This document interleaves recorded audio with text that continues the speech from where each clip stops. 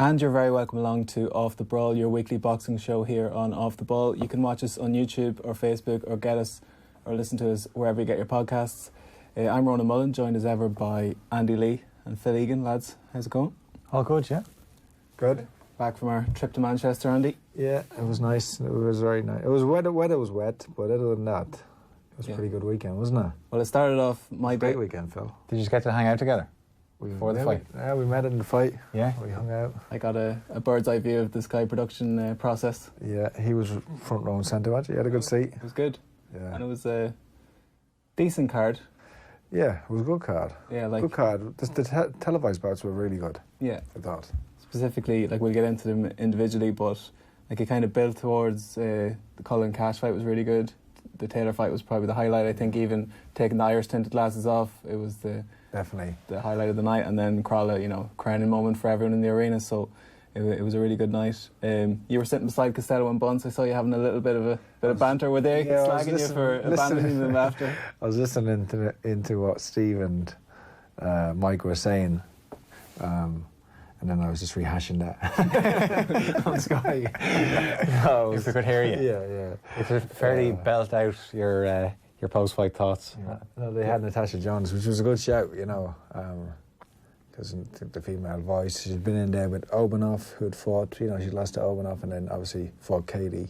So it was good. Good and shout. she was with Joe Gallagher as well, so in that Crolla camp as well. Crolla, yeah, that's a good point. So you were holding the fort back here. How did Andy do on analysis? You looked the part, by the way. You know, you went in Anna Woolhouse were coordinating. Yeah, and when you're doing your post-fight analysis, like, and the music is absolutely you can't even hear. Like, you just have to, because you're hearing everything in the ear as well, and you're just guessing, lip reading half the time. But now I have to say, it was probably wrong of me. I didn't make enough of the bad decision that Frank Urkaga, Crolla's opponent, got. Yeah. Because he did win the fight. And I kind of just brushed over that fact on my analysis and started to pay homage to Crolla, you know. It was probably a misstep by me. And I know, like, I've been thinking about it a lot because it was a whole the fight itself. It was a weird setup. It was like a testimonial. Yeah. And I'm not sure if there is room for sentiment in boxing, you know. It was a weird setup, wasn't it? Yeah, well, even the fact that it closed the show on a night where it was probably the least meaningful fight from a boxing point of view, granted the emotion of it trumped like, everything. But even in analysing it as a fight, why? Because there's nothing like we're not going to critique him because it's over. He's never going to throw a punch again. Yeah. Like, it doesn't matter if he never got his jab off. It doesn't matter if he never got, like, his hook wasn't at the right angle or he wasn't moving his head. He's never going to have to do it again. So, but there is room for that in sport and in boxing, where that's where he started. This is the closure to his career. I know what you mean in terms of boxing. I think if that's can't always if that's take the second round, if that's like the second fight of an undercard to a big fight, that's fine. You know, something like, you know, my last fight. I knew it was my last fight, even though I didn't make a big deal of it in the garden. It was down the card. You have it. It's your own thing, and that's it. You know what? I don't know. Yeah, but I mean, in fairness, he's been through a lot, and he's not going to turn down the opportunity to be the last out on a big night in Manchester. Local lad. I know, yeah. Even for logistics, it made sense because there would have been an exodus. Of course, yeah. I don't believe there would have been an exodus now after seeing what we saw on Saturday. But, like, even if 25% less people are in the arena, it's probably not quite the moment it was for Katie, which is kind of a packed arena for what it was in terms of the capacity that was. I'm all for. But it was like the emotion. And so I must. You're a romantic, Phil. I'm already thinking about the Crolla movie. I'm thinking, who could play him? Am I saying this wrong? Someone was breaking into his neighbour's house. Yeah. He chases them. Yeah. And they crack his skull open. Yeah. Well, he chased them out. He put his life at risk. Yeah, but they were breaking into it. Yeah, well, that's fine. That's fine. I think you get them out of the house. You don't pursue them, though, do you? I think he pursued them because they were getting away. Yeah. I suppose in the moment you're kind of like, I don't want to. I actually done a similar thing recently. Someone was trying to steal my neighbour's bike, and I regretted it. I regretted it because now my house is going to be targeted next. Like, breaking in the windows. They were only, you know, teenagers, but yeah. Like, I have a feeling they won't come back, Andy. No. I'd say now you just showed them the the liberties now. They wouldn't have much respect for the Xbox. I'm all on board. I don't think. Yeah, well, that's set apart. I think what he's done in the ring, coming back he had 4 losses and 3 draws before he won a world title. Yeah. That's incredible. Yeah, that's incredible. And he lost to guys like Gary Sykes. No shame in losing to him or Derry Matthews. Derry Matthews is a good fighter. Yeah, but they're domestic. You know, Derry Matthews was probably a bit better, just didn't get the breaks, you know. So, for what it is, as I said in the commentary, he's professionalism and hard work. He's he can show. He's a great example of how far you can go with those 2 things, and some talent too. Yeah. Yeah, and he's been on the show a couple of times. He did a career interview with Joe a couple of years ago, which is worth checking out if people are that way inclined. We should start with Katie Taylor, though, given the night that was in it. And, you know, the game plan was clear from the start, and she carried it through. And yet more history. It's been well chronicled now, but she joins Carl Frampton, Steve Collins as dual weight world champions, and it's just a great night for her. Yeah, what was it like watching it at home? Yeah, it was great. Translate, just like the fight itself, whatever, but one of the most I don't know, not shocking, but one of the most eye-opening things was the applause and the reception she got. And it carried on. It wasn't just after the announcement that she was winning. It carried on. There were people would just stand their feet clapping and appreciating that. Yeah, and I'm not sure if that translated, but in the arena it was a real. You were both there for London 2012, were you? I was there, yeah. No, that's you get all the gigs. I wasn't at London 2012. Andy was. Andy gets all the gigs. I was there paying my own way. He was there as a fan. Who was there for Today FM? Nathan Murphy. It was probably Nathan, yeah. He did well to get that gig. Yeah, I wasn't even working in Today FM at the time, but Eddie Hearn had said previously that Katie Taylor will not only just be known as this great Irish boxer, people around the world will take her to their hearts as well, and I think Saturday night certainly proved that. But just, watching it, she did exactly what we talked about last week that she had to do. And I don't know how Linda Datu had any query about the decision after, because she was made look pretty ordinary at times. She was swinging. There was a few times where she had Katie in a little bit of bother where you thought, okay, you got to get out of there, and Katie was able to get out of there, and she didn't do much damage to her. I know the eye was a little bit of an issue, but yeah, that is how she has to fight against these bigger fighters, because she can't stand toe-to-toe with them. So I was delighted when I saw the performance, and because she did it early. It was the second round in particular. I remember thinking, wow, just fight like that. And she's done this before, where she fights the first couple of rounds like that, but then almost maybe she just thinks, I'm better than this girl, so I'm going to stand there and trade with her. And then that's when the alarm bells start ringing. That's where I was worried if she does, Linda Datu, some of the swings you were thinking you don't want to get in the way of that, and she didn't. So that's how she has to fight. If she fights Pursuing again, fight like that. Don't mind the sour grapes after, when Linda Datu and her team were saying that's not boxing. That is boxing not about hit and don't get hit. That's exactly what she did. So I'd have no problem if she does that in all her fights next year as well. Yeah, the dynamic of the press conference, I'm sure people have seen the quotes, but it was funny. So Taylor's up there doing her press conference, goes on for about 20 minutes. It's just a very positive thing, future plans, etc. And then Linda Datu sort of invades the press conference, takes over, and I can see how Donald Trump got elected on the basis of this press conference, because she's just spouting this fake news in such a convincing way. She's saying it as if she's not lying in her own mind. She fully believes what she's saying, and in that sense, it's hard to. You're just thinking. You start second guessing yourself, what you saw. I think that's going to be the play from future opponents for Katie now. Cry foul, and then try and hope for a rematch, create some drama, and then erase their profile. She certainly got herself on the radar in the sense that she'd probably get a rematch with McCaskill, or she'd probably get a fight with McCaskill, or a rematch with Pursoon.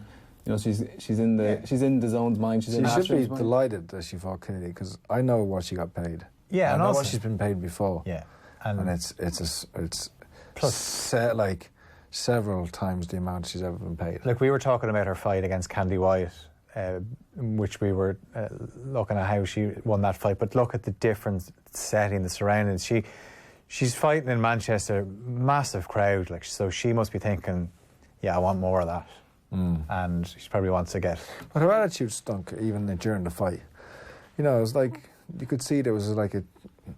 She was coming to win, but she was coming with like a chip on her shoulder that the cards are stacked against me in a way, and that, you know, she was complaining at every turn, any time they came close, anytime there was a straight punch behind the head or anything like that, or heads came close, she was complaining and making a big deal, and she didn't win the fight. It's plain and simple. It kind of reminded me of Ochagava in the Olympic final, where she just, you know, as the decision was given, well, like that was a much closer fight, in fairness, but you could see Linardatu, after Katie gets her hand raised for the win, she kind of walks away from the referee. They're walking towards each other, and Linardatu doesn't really want to engage with her, and she's just shaking her head. And, you know, like, I'd love to sit down and watch the fight with her and say, can you show me how you won this fight, please? Yeah. That was a much closer fight. Yeah.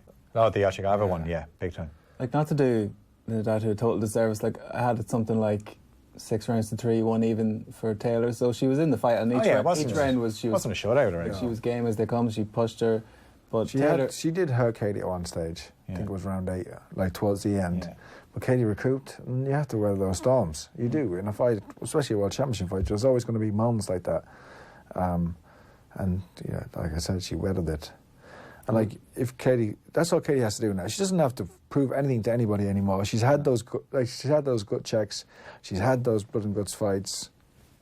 Yeah. Just go back to your boxing. Go back to your amateur style, with a little bit more head movement, and no one will touch her. Yeah, like, broadly it was more of a boxing performance than we're used to as for Katie Taylor as a pro, but I was impressed. Like, the check hook, left hook was landing all night, and her exits were a bit better in the sense that slightly she was to move back in straight lines constantly. There was a little bit more angles, variety there. Still a bit edgy watching it though. I don't know. I'd like to see more of this. Then where you'll have more confidence, but you always fear that she's going to get drawn in, or that one of those wild winging right hands are going to catch her. So still a little bit edgy watching her, but that's just because you care too much. Yeah, but what a performance! And like that moment after when she got that round of applause, it was lovely. It was nice for her. She deserves it, and like it was like really a changing. I don't know, changing in the whatever the perspective of female boxing now. I think she's elevated it again to another level, and we've already talked about it. That she'll be headlining another show, maybe in America next year. Pay-per-view. That's another boundary that she breaks down. And the talk after. So I was watching. Obviously, Matt, or you were asked about it actually. About we don't have to refer to them as female boxers. They're boxers. Yeah, that's coming. That's starting to happen. Like when you look at her and Terry Harford and some of the other ones like Clarissa Shields. Jessica McCaskill, I would say as well. Selena Brackhouse, maybe Amanda Serrano. They're not female. Like they're good enough as boxers on merit. That's you know what I'm saying. You can just watch them technically and what everything else they do, and just judge them as boxers. It doesn't matter. It's like, and when they're going to fight each other, then it's just going to be a boxing match. Yeah, absolutely.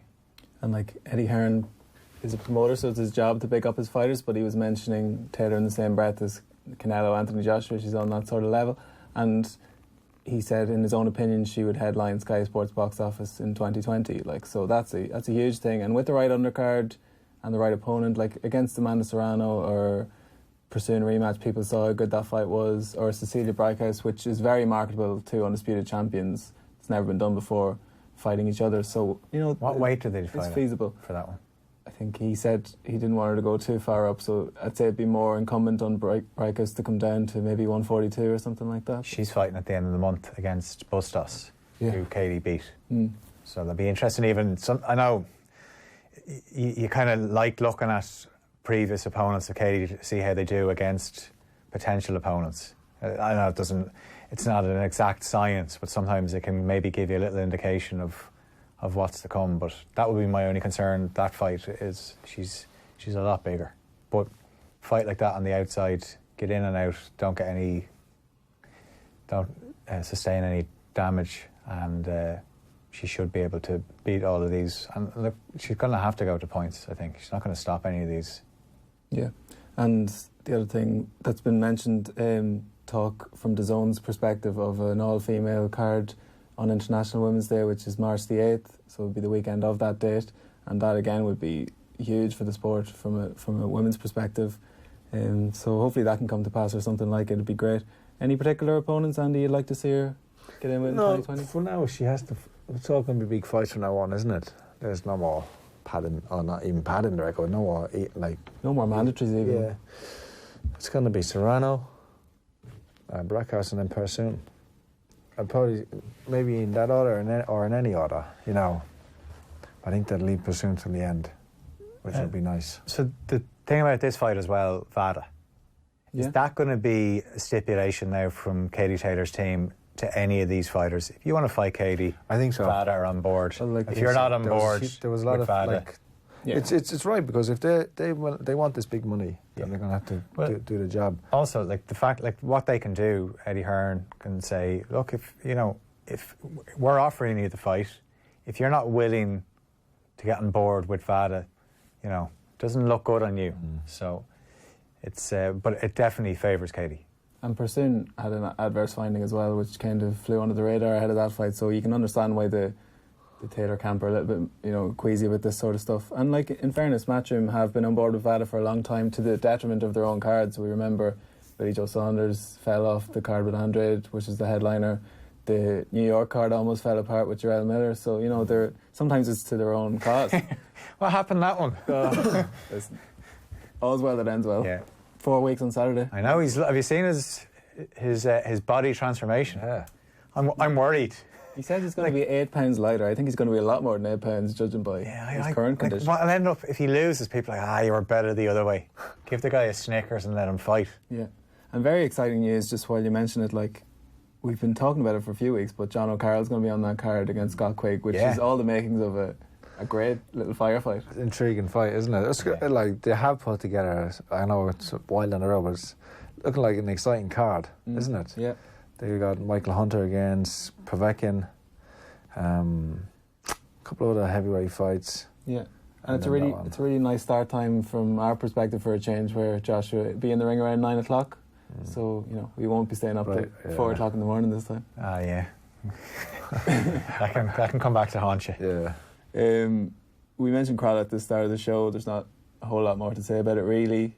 A cap on a really memorable career, and it's a weird one. He mentioned it, and his team also mentioned it, that it's actually a blessing in disguise that he looked so under par, because if he looked sensational, it would have been like, you could fight Teofimo Lopez and make a couple of million, or you could fight whoever, So at least he knows it's time I'm to done. go. He's done. He's got, as I said, there's a film in him. Someone has to play him. If people want to send in their suggestions, because Benedict Cumberbatch. No, He can play anybody.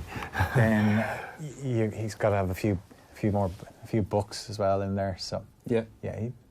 Plus he's such a likable personality as well. Like, I'm sure I'd be surprised if he wasn't beside you, Andy, in the I think punditry. so. Yeah. He's got the experience of fighting some of the best as well. So I can't see why people wouldn't want to tap into that. And Andy, was talk of your book being bought for movie rights? Still ongoing. Have you any ideas in mind for a potential? John Duddy should play you. Yeah. And play himself. You do a Tom Hardy on it. Tom Hardy would be a good player. Yeah. I'm going to get... I like Will Poulter. He's a young actor. Do you know him? Oh, yeah. I like him. See. Yeah, sure. Again, suggestions are welcome for that. Tony Doyle, a friend of mine, he's an actor now. He's been on to me. He wants to do it. But we'll see. That'd be excellent.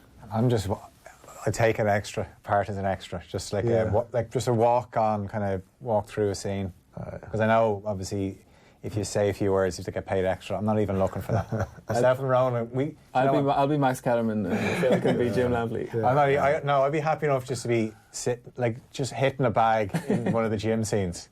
No. Go get him, champ. Yeah, something like that. We've had a few domestic Fight of the Year candidates, none more so than Lewis Ritson in his last fight out, but a really good fight at the weekend, Andy Cullen Cash. Yeah, good fight, yeah. It zigged and zagged and you weren't quite sure how it was going to end up, but Cash ultimately rallied and got the stoppage. Yeah, they set out at a lightning pace, and there was no feeling out.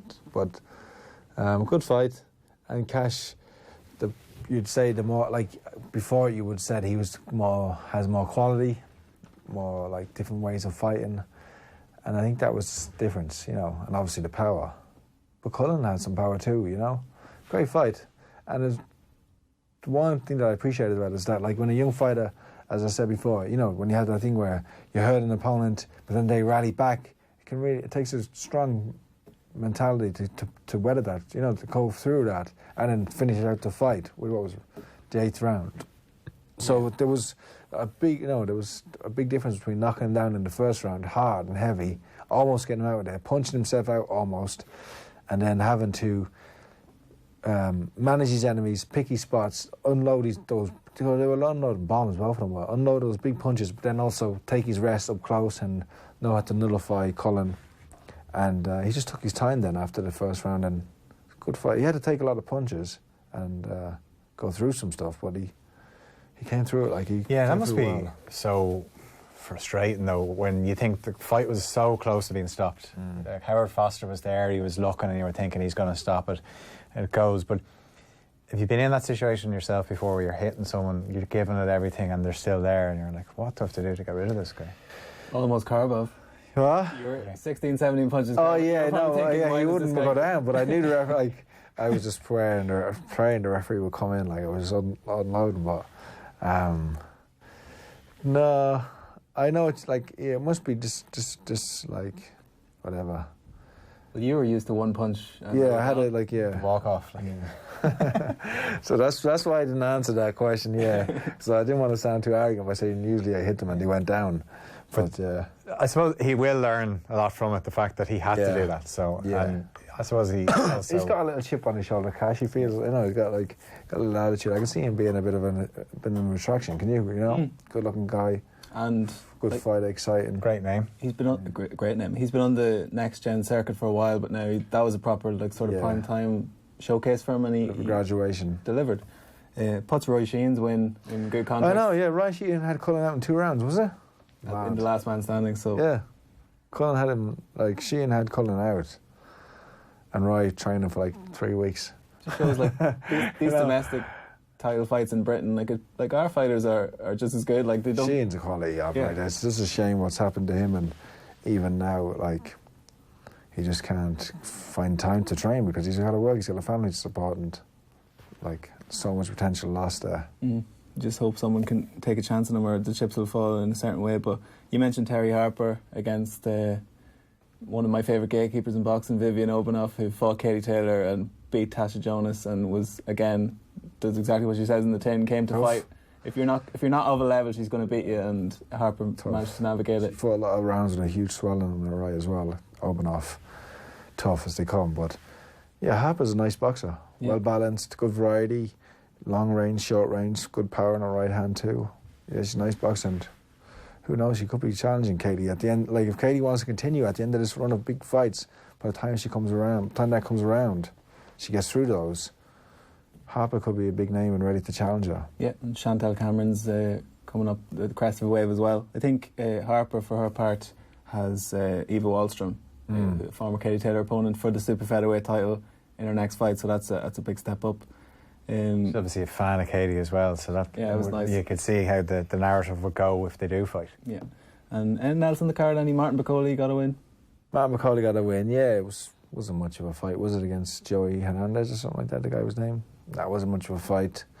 No, there wasn't really much too much on the off TV fights. Was KSI Ashfaq, Southpaw, good fighter. Hopi Price had him at his debut. He's a good kid. Yeah, a lot of skill and a lot of talent. Taking him probably longer to transition into a professional game, but I could tell he was probably a little bit not upset, but a little bit annoyed that he didn't get a stoppage in his debut. But that'll come. He's a good kid, good fighter. And across the pond, a huge fight, one of the biggest fights of the year so far. And normally when we say these fights are on in the early hours of the morning, we're talking about our own perspective. But for even the US fans, this fight ended at 2 a.m. Yeah, well, we didn't stay up, did we? Did you stay up for it? I got up the next morning. I didn't stay up. Did you stay up? But I didn't stay up. I went to bed to get up. So I got up at 4 a.m. thinking, like, I knew there was this possibility that the fight would be stalled for a bit because of what was happening in New York, the UFC event that was on as well. But the fact that Garcia won and you had an arena in Vegas where there was no boxing. Like, they actually ended up putting the UFC on the screen. And I could see some of the reaction from the boxing writers that were there. It was like, boxing took a knee tonight. You know, they should never. And do you know what?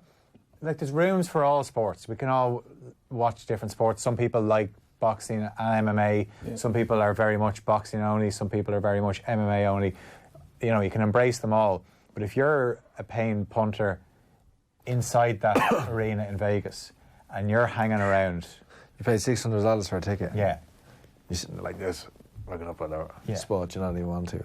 Yeah, and you're hanging around because DAZN have done this. Like, you'd be absolutely disgusted. Yeah. And then so the fight starts after 5 o'clock, and then they come out, and before the fighters come out, they have the Russian anthem, they have the Mexican anthem, and they have the American anthem, right? So I'm there, like, I'm struggling here at this stage. I'm only just back up, but I was working later that day, so, and like, I watched the World Cup. The Russian anthem doesn't go on it seemed to go on for about 3 minutes. So he must be pulling every verse out. So that went on for about 10 minutes. Even the guy singing the American anthem over-singing, as sometimes is the case. And always the case. I don't know, sometimes you just get the standard. But then when the fight starts, you know, I was actually thinking, geez, Kovalev is doing all right here, Kovalev. And as it was going on, I was thinking, actually, you know what's happening here? It's going to go to points, and Canelo's going to win by way more than he should.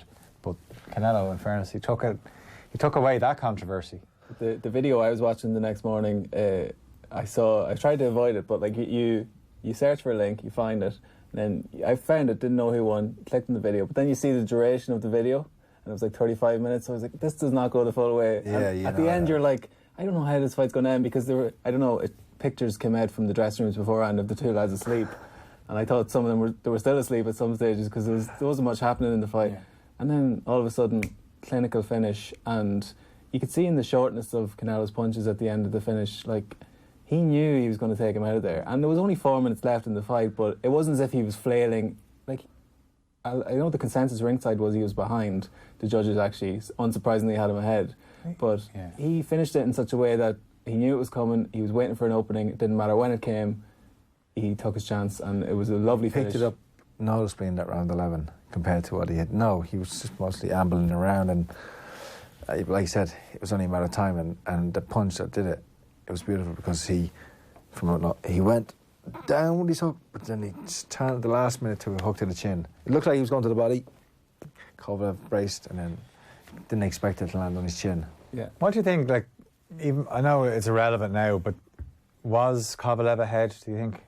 Or because even looking at the score, like, it's like if you have pity pat punching and it looks so negative, and the fight was touching gloves before the round, touching gloves after the round, okay, you know, but don't touch gloves before a round. But the first round, it was like let's be friends, you know, like. It's like an unverbalized agreement between the two of them. You know, like, let's just move around. You know what I mean? Like, you pat, and I just walk forward. But then he did wake up. He did wake up. Like, you could see that from the start of the round. He had real purpose. Yeah. Well, I just thought, like, say something like the first round where Canelo barely throws a punch, and then you go to the judges' scorecards and you see one judge is giving him that round, and it must be a great feeling for Canelo knowing that once he doesn't get knocked out, he's going to win fights. He can fail drug tests. Yeah. He can tell his promoter what to do. And he can get any decision. And all. He can walk seconds. He's getting paid. Yeah. That's a lot of money. Yeah. Like 36 million or something.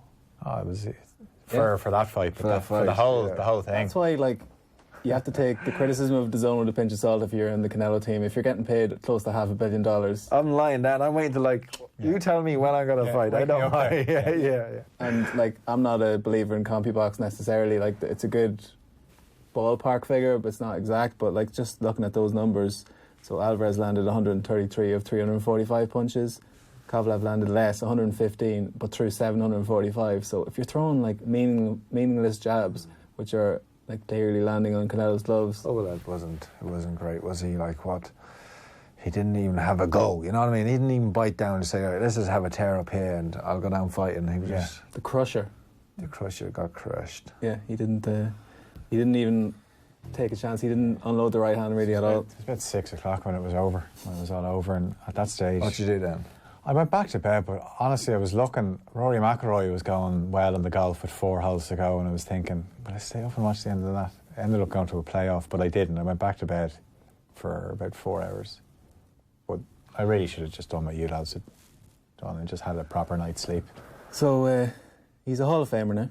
There's no two ways about it. He's going to get in the Hall of Fame. Yeah. Of course he will. What, how do we feel about Canelo? The fact that he's stepping up the weights and he's knocking people out. Yeah. Well, like, so he's the fourth 154 pounder former champion to move up and win a light heavyweight. So he joins Ray Leonard, Tommy Hearns, Mike McCallum.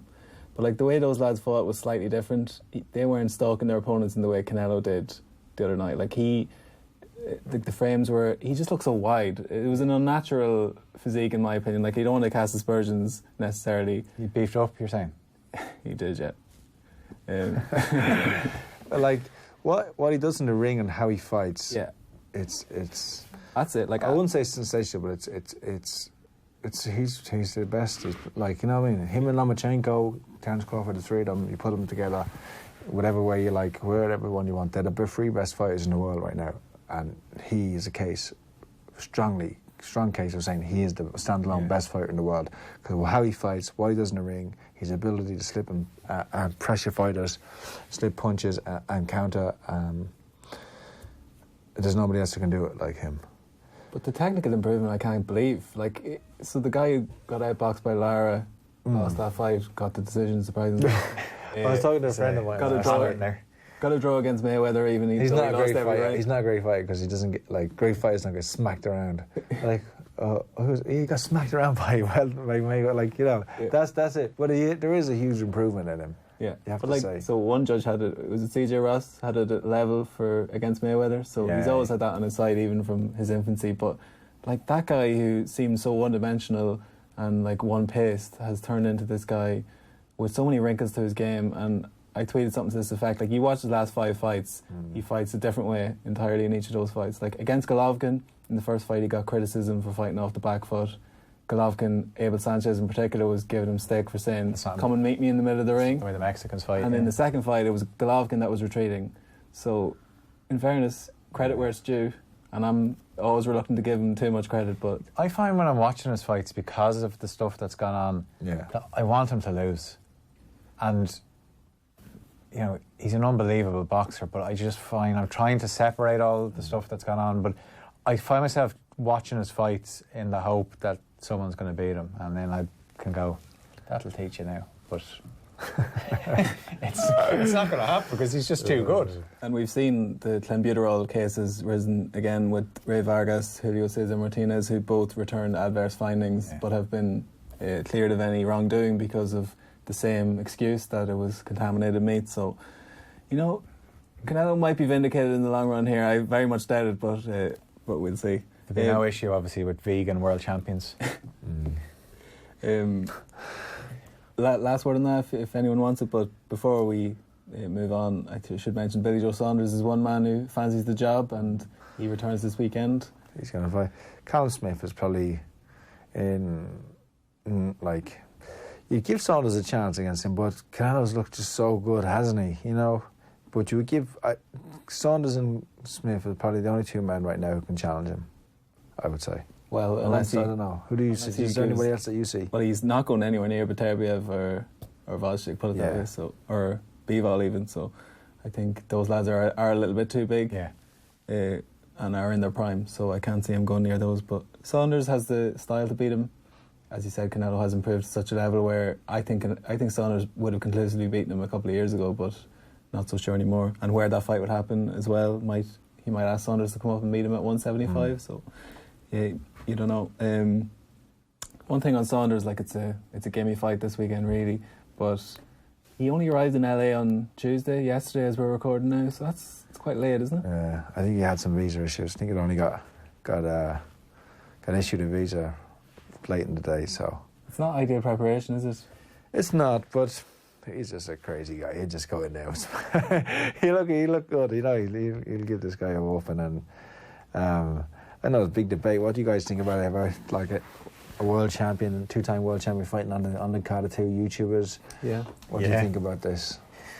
I honestly don't. Like, I don't care. I don't want to go like old man on this, but I don't know who these lads are. I remember the story of when they fought first, and people were saying that there was this fight on YouTube and there was such and such amount of views, and I didn't actually watch it, but here it is on pay-per-view. I still don't know who the lads are. Like, are they? They're just YouTubers. Like, what do they do on YouTube? Just like, because this quote is on unquote YouTube. Funny videos. We're YouTubers. Yeah, that's true. We are YouTubers. Never really thought about it that way. You type in Andy Lee to YouTube. I mean, there's plenty of hits there for you. Literally. Yeah. Well, what comes up if you want Phil Egan? I don't know. I'm not one of those people that will Google myself or YouTube. Like, personally, again, I don't want to be too sanctimonious about it, but you know, they're wearing 10-ounce gloves, there's no head guards. It's a proper professional fight, and given what's happened in the sport in the last month, probably no drug testing involved. But if they fight in California, they will be drug tested after the fight because they'll have to be licensed in California. Oh yeah, this is a fully pro fight, unlike the last one, which is a bit of a glorified white. Sounds like Ronan's on board. Sounds like Ronan's already booked that pay-per-view. Really care either way. I think it's going to have it's got to have some knock-on effect for boxing, like for fans watching it. You know. I think Devin Haney stands to benefit because he's of an age profile similar to the people who are going to be tuning into this, and you know, he's a budding star, and this all you can do is gain fans from this. That's the worst case scenario. So he woke up one day as the WBC champion because Lomachenko was elevated to franchise champion, which is another farce in an already farcical governing body system, but he's a world champion now, so he gets his first defence this weekend. Looking forward to seeing him. Speaking of people putting themselves in harm's way in a sport they're not overly familiar with, Tyson Fury took a few bumps against Braun Strowman, but came through. Yeah, got the W. I had a feeling he was going to win. He got the W. Yeah, I had a feeling he was going to win, but he took a bit of punishment after the win, because you don't. You know, if you beat someone that you're not meant to beat, then they come back at you. So what do you mean? Well, after the fight, didn't he get thrown around a bit? By who? By Braun Strowman? Yeah. Oh, listen, he'll be fine. He got his $15 million. I really think they missed a trick by. I know Wilder's fighting Ortiz soon, but if Wilder had come in, chair to the back of Tyson Fury, that would have been unbelievable. I'm sure they'll.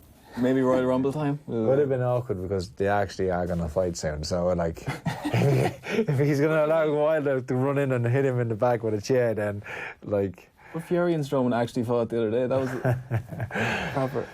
But that was on Sky Sports as well. We've got KSI Logan Paul on Sky Sports box office as well this weekend.